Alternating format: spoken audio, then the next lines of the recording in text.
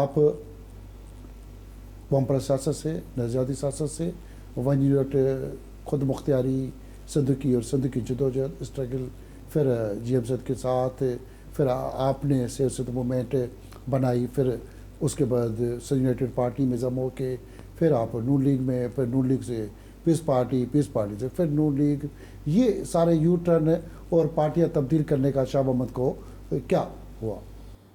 دیکھیں بات سنو، میں بیسیکلی صوبائی خود مختاری کا بھی، اور میری پالیٹکس ہوتے ہیں ڈیموکریسی کے لیے.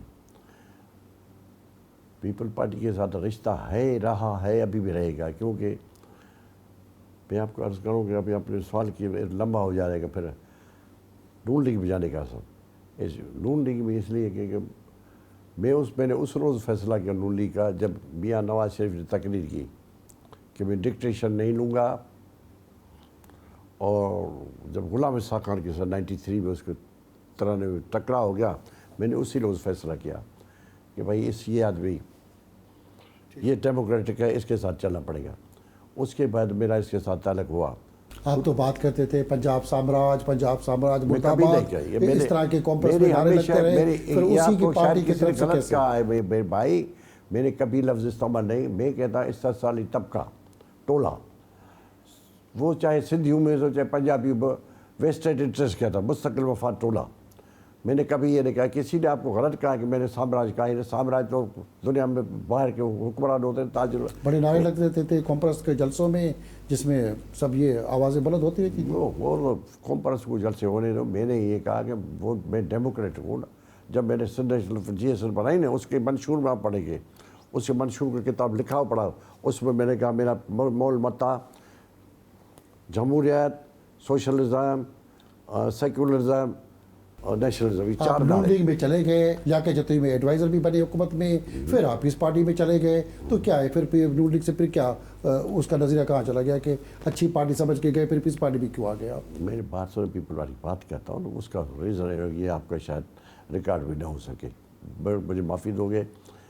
کوئی اہم میں آپ کو کھل کے بولتا ہوں. آج میرے بی این صاحب سے تعلق رہا تھا، ابھی بھی تھا، پہلے بھی شہادت سے پہلے بھی تھا، ہماری تاریخ میں بھی رہا، اس سے پہلے بھی تھا.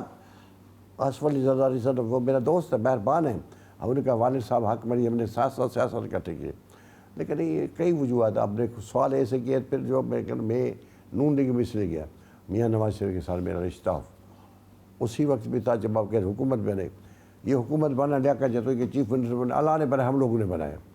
اس لیے کہ ہم لوگوں نے میاں صاحب کو میں نے دیا. کچھ لوگ گروپ تھا جس میں اصغر علی شاہ منسٹر بنا، سید شبیر احمد شاہ، سید قربان علی شاہ، مختلف لوگوں 12-14 الیکٹیبل سے لے کے گئے نواز شریف کے پاس. ابدا حسین نے میری شمولیت کرائی تھی. مجھے یاد ہے میاں نواز شریف نے مجھے کہا کہ شاہ محمد شاہ آپ سب کے لیے کہہ رہے ہیں کہ فلانے کو ٹکٹ دو، فلانے کو، تو جب آپ اپنے لیے کچھ نہیں مانگ رہے. میں نے کہا جب مانگنا کوئی اللہ کے، میاں صاحب آپ وزیر اعظم بن جائیں گے. میں وزیر اعظم آپ میاں صاحب کے ساتھ چلے گئے. آپ نے کہا اس کے نظریے سے، بات پہ، تقریر پہ، اسحاق خان کے اختلاف سے آپ اس کے ساتھ جڑے. پھر جو میاں نواز شریف کے ساتھ ملک میں سیاست ہے، کیا آپ سمجھتے ہیں کہ جس نظریے کے تحت آپ نون لیگ کے ساتھ جڑے، کیا وہ نظریہ، وہ مسئلے، وہ جو آپ کی جدوجہد وہ حل ہو گئی؟